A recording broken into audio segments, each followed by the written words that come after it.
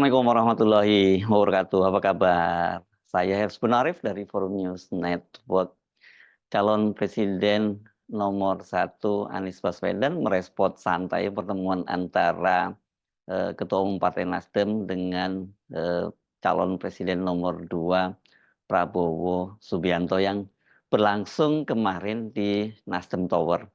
Prabowo Subianto kan mengunjungi Surya Paloh dan mengucapkan terima kasih karena Surya Paloh sudah menyampaikan ucapan selamat sebagai presiden terpilih. Nah, dan ini yang kemudian banyak ditafsirkan berbagai kalangan bahwa sebenarnya Surya Paloh sudah masuk angin karena dengan tegas memang dia nyebut itu bahwa Prabowo Subianto dan Gibran Rakabuming itu sebagai presiden dan wakil presiden terpilih. Karena itu dia mengucapkan selamat dan sebagai bentuk apresiasi dari Prabowo Subianto terhadap sikap Surya Paloh itu kemudian dia mendatangi atau menemui Surya Paloh di Nasdem Tower dan mengucapkan terima kasih. Dan dalam pertemuan kemarin ketika ditanya oleh wartawan kan Pak Prabowo Subianto juga menyatakan bahwa apakah dia mengajak Surya Paloh atau Nasdem bergabung dalam pemerintahan berikutnya dalam kabinet dia bersama Gibran. Dia menyatakan bahwa ya dia selalu mengajak gitu ya ke Nasdem itu. Apalagi kemudian mereka juga dalam perbincangan kemarin kan mengungkit persahabatan mereka yang sudah lebih 40 tahun, sudah berjalan lebih dari 40 tahun. Ya memang dua-duanya ini kader Golkar. Jadi bolehlah kita lihat kemarin sebagai reuni dari para alumnus Partai Golkar. Nah, ini tapi ternyata bagi Anies itu bukan seperti itu dia melihat perspektifnya. Karena dia menyatakan bahwa itu pertemuan yang biasa saja dan itu baik-baik saja, tetapi kata dia kalau kemudian dikaitkan apakah Surya Paloh nanti akan terlibat dalam pemerintahan yang baru, dalam hal ini Nasdem, ya menurut dia itu masih panjang karena masih ada proses yang berlangsung di Mahkamah Konstitusi dan secara tidak langsung dia menyiratkan banyak hal bisa terjadi sampai nanti bulan Oktober karena kan memang presiden terpilih itu siapapun nantinya itu baru akan dilantik pada bulan Oktober nanti ya. Nah, coba kita simak mengapa kok Anies Baswedan kelihatan sangat tenang begitu ya dan kemudian menyatakan bahwa jangan terlalu cepat mengambil kesimpulan dan ini soal pembentukan pemerintahan baru itu masih spekulatif. Sore hari ini saya memenuhi undangan untuk menghadiri acara buka bersama dengan anak-anak yatim yang sudah direncanakan sudah minggu lalu. Jadi kemudian saya hadir dan alhamdulillah tadi sudah bersama-sama dengan anak-anak yatim. Mudah-mudahan mereka tumbuh menjadi anak-anak yang soleh, anak-anak yang nanti akan bisa melampaui cita-citanya. Wah, macam-macam buat anak-anak itu. Pak Anies tadi kan sempat ketemu Pak Paloh, apa sih yang diomongin Pak?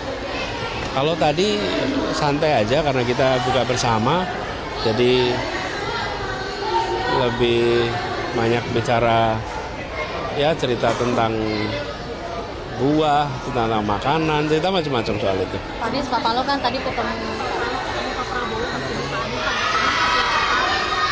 Iya, saya rasa itu sesuatu yang baik ketika ada tokoh seperti Pak Prabowo mau berkunjung, lalu Partai Nasdem sebagai tuan rumah menerima dan menyambut, ya sesuatu yang baik, sesuatu yang tidak ada yang luar biasa. Tapi katanya Nasdem ini 50-50 Pak, bisa gabung ke Partai. Ya tidak ada obrolan yang khusus kecuali yang disampaikan di media tadi. Tadi kata Pak Paloh 50-50 bisa bergabung dengan koalisinya Pak Prabowo nih Pak. Kami masih terus konsentrasi untuk proses di MK dan itulah proses yang sedang kami kerjakan. Jadi perjalanan masih panjang karena siapapun yang nanti terpilih itu pembentukan kabinet baru bulan Oktober. Sekarang masih bulan Maret. Jadi apapun yang dikatakan hari ini semuanya sifatnya spekulatif Karena siapapun yang nanti terpilih akan dilantik, baru dilantik tanggal 20 Oktober dan baru bentuk kabinet sesudah dilantik. Jadi membicarakan itu sekarang itu masih panjang. Pak, yang dilakukan Pak Prabowo ini kan polanya seperti Pak Jokowi 2019, merangkul lawan untuk masuk ke pemerintahan. Kalau seandainya nanti diajak bertemu dengan Pak Prabowo, Kita semua saat ini sedang konsentrasi di MK. Memastikan bahwa proses berjalan dengan baik dan kita mengharapkan para hakim nanti menjalankan tugas dengan adil, dengan tidak bisa imparsial dan menjunjung tinggi nilai kejujuran kebenaran. Itu aja. Pak Anies, ada kekhawatiran nggak sih Pak Anies ini dengan pertemuan tadi Pak Surya dengan Pak Prabowo bahwa dukungan Partai Nasdem terhadap upaya Pak Anies dan Caimin di MK ini akan gembos gitu Pak? Setahu saya MK itu ada pengacara dan Pak Sekjen tadi cerita ada 12 pengacara yang didukung dari Partai Nasdem. Jadi publik nanti bisa menyaksikan. Jadi menurut saya pada saat ini apapun spekulasi dan lain-lain tidak bisa disebut sebagai fakta. Nanti lihat aja dalam perjalanannya. Berpengaruh juga terhadap angket putusan KPU kemarin penetapan hasil itu, apakah ada komunikasi dengan Pak Prabowo atau Pak Ganjar? Tidak ada. Berpengaruh juga pada penggunaan hak angket nanti Pak. Apa? Pertemuan hari ini berpengaruh juga bisa terhadap. menggagalkan hak angket, Pak. Nggak tahu, kita lihat aja nanti. Tapi tetap ya Pak untuk hak angket dan Kalau hak angket itu harus tanya kepada teman-teman partai ya. Kalau kami hanya bisa mengomentari yang MK. Kalau angket kami tidak bisa komentar.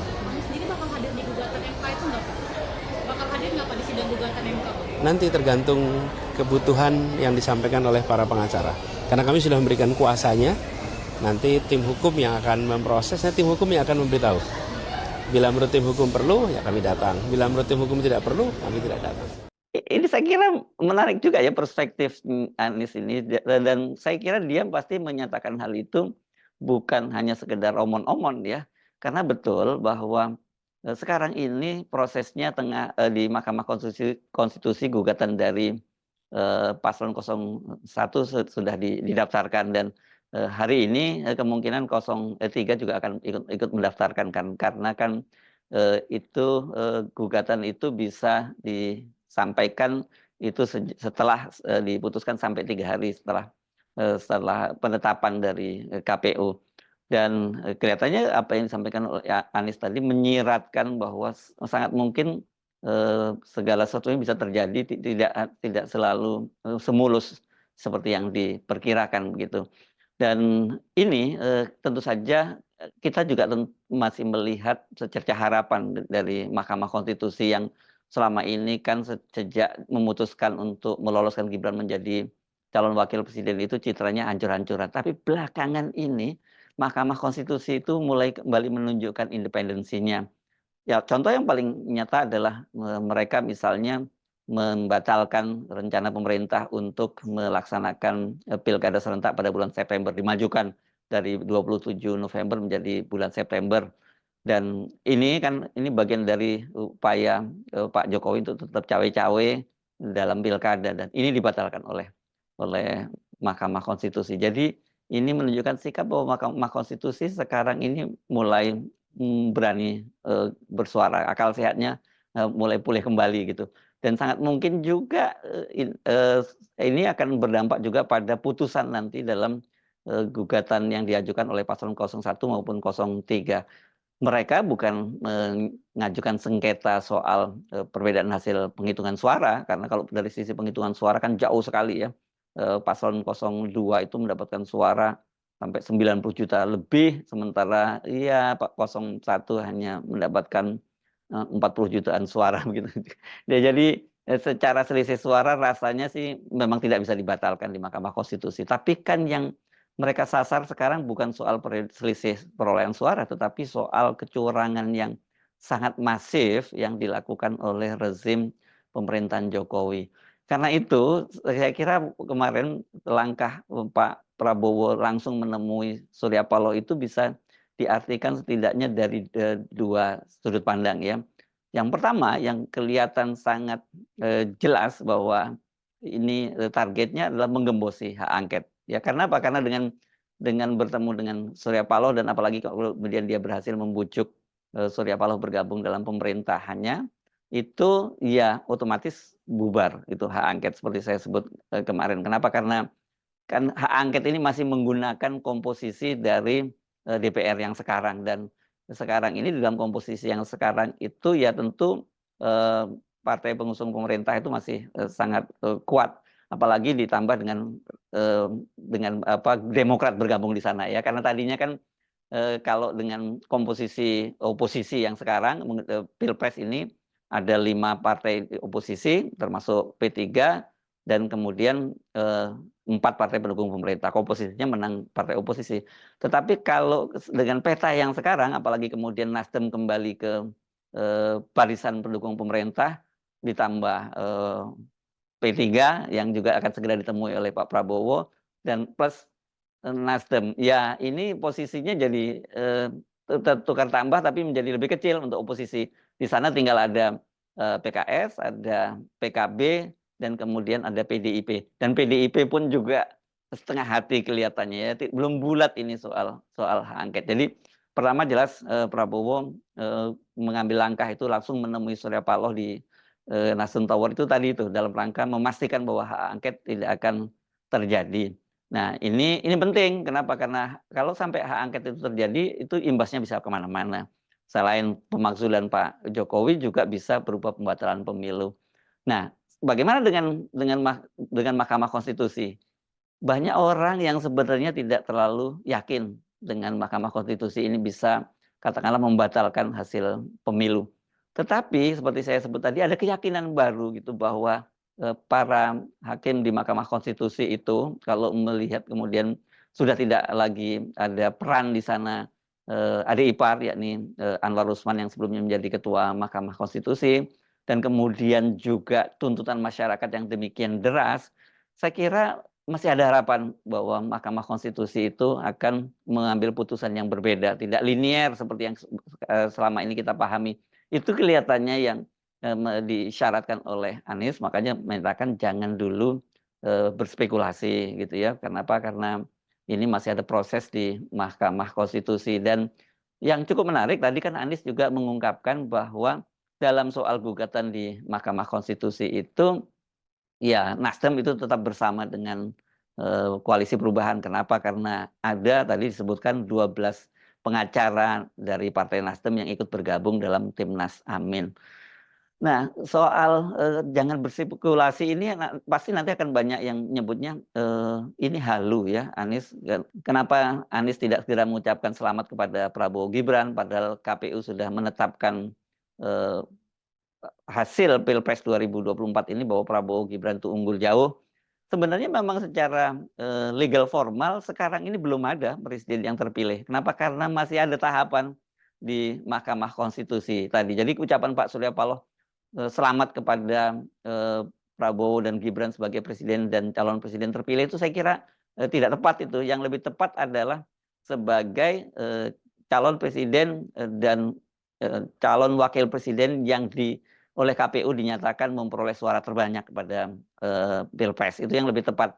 Sementara kalau presiden terpilih ya menunggu hasil keputusan dari Mahkamah Konstitusi, karena seperti dikatakan oleh Ketua KPU sendiri, sampai sekarang mereka belum memberikan penetapan tentang hasil Pilpres maupun pemilu legislatif 2024 sambil menunggu keputusan dari Mahkamah Konstitusi. Jadi kalau nanti sengketa-sengketa Pilpres, sengketa pileknya itu sudah diputus oleh Mahkamah Konstitusi, barulah KPU itu kemudian menetapkan kursinya di DPR, kemudian menetapkan presiden dan wakil presiden terpilih. Karena itu dari ucapan Anies yang menyiratkan jangan berspekulasi terlebih dahulu dan pemerintahan baru itu belum tentu Prabowo belum tentu terpilih menjadi presiden, itu tepat karena memang begitulah secara aturan mainnya, secara hukumnya seperti itu. Saya kira sementara ini jangan marah-marah dulu, jangan kemudian apalagi putus asa duluan, ikuti saja perkembangan. Coba lihat deh wajah Anies saja ketika tadi menyampaikan itu kelihatannya dia tenang, santai gitu. Dia punya keyakinan yang sangat kuat bahwa dalam waktu berapa bulan ke depan ini ya, nanti Oktober dari sekarang itu Jadi masih ada 7 bulan itu masih sangat segala sesuatu sangat bisa terjadi. Macam-macam, kita tidak tahu ya masalah masalah ekonomi, masalah politik, kemudian juga gempa bumi yang kemarin melanda ini bencana-bencana alam itu bisa berpengaruh terhadap konstelasi politik di dalam negeri. Saya Hersbun Arif dari Forum News Network. Sampai jumpa lagi. Wassalamualaikum warahmatullahi wabarakatuh.